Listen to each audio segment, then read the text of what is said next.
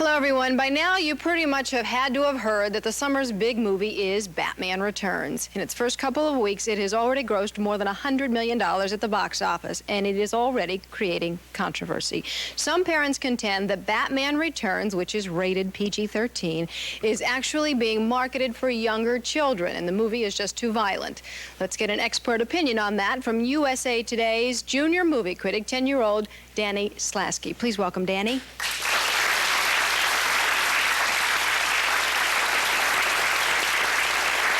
So, Danny, what did you think of the movie?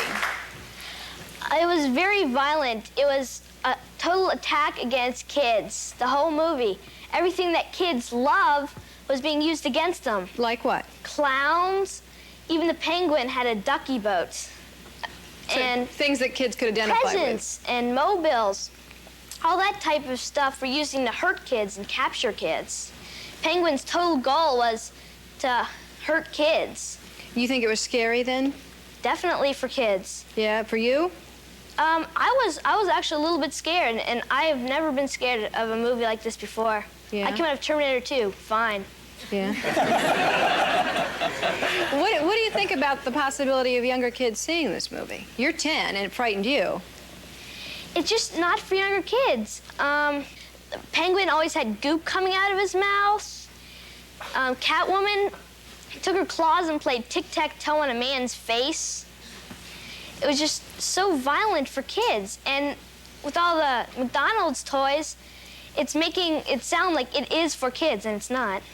Yeah, actually, Danny, you bring up an appropriate point there, because let me. I have had this lady hold these for me. Thank you, because I wanted to show you that all the hysteria surrounding Batman has caused McDonald's to do a Happy Meal promotion, and you know who's buying Happy Meals? 13-year-olds and over.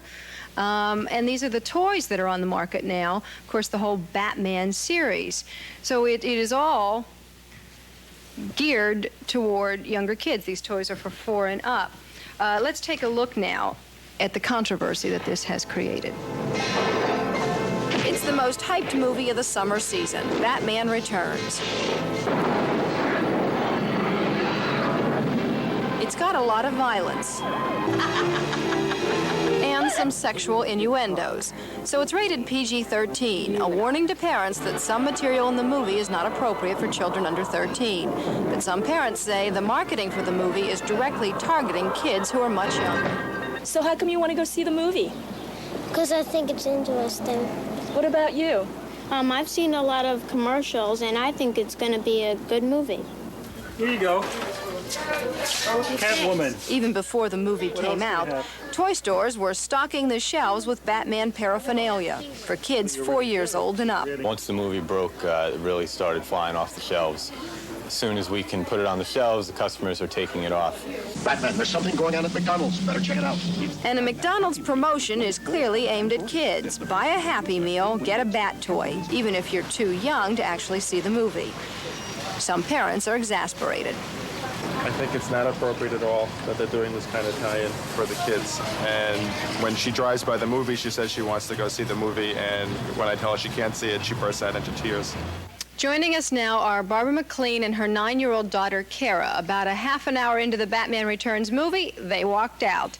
And Brad Curl, who belongs to an organization that promotes family entertainment, Batman Returns did not get their seal of approval. Please welcome them.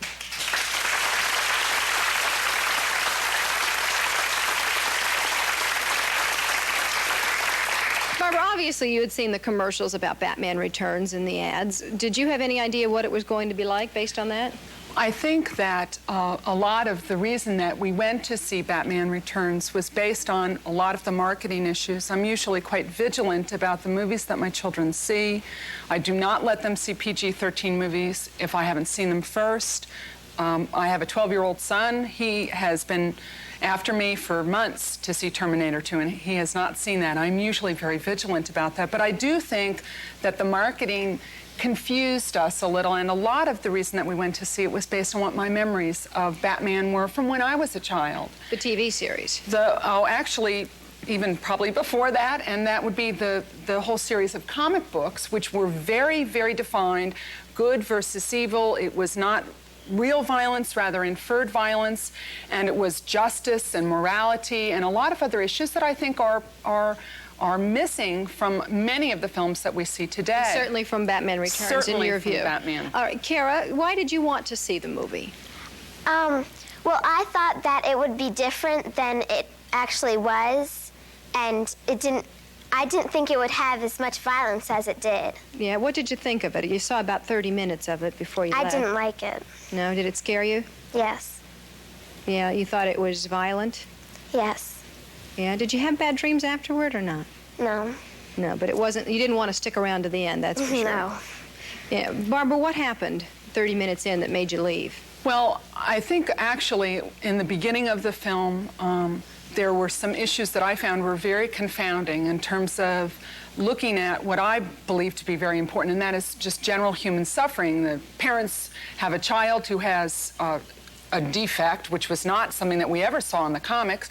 They threw him off a bridge into a sewer. He's a baby.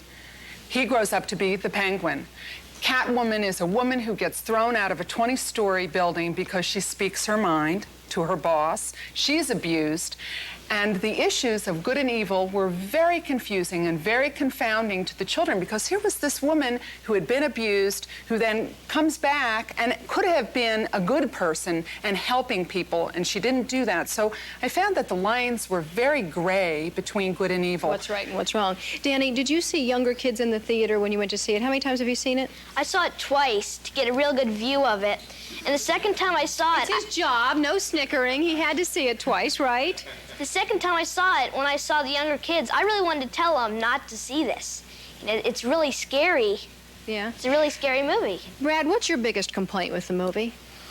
Well, my biggest complaint is that we have a classic illustration here of kind of the Hollywood and the corporate community being out of touch with the family and out of touch with kids. I mean, McDonald's has apologized to us. They're embarrassed really now that they've thought it through. We need a corporate America that's thinking through the impact they're having on our young people. Our kids need hope. They need real heroes. They need a bright future, not these dark.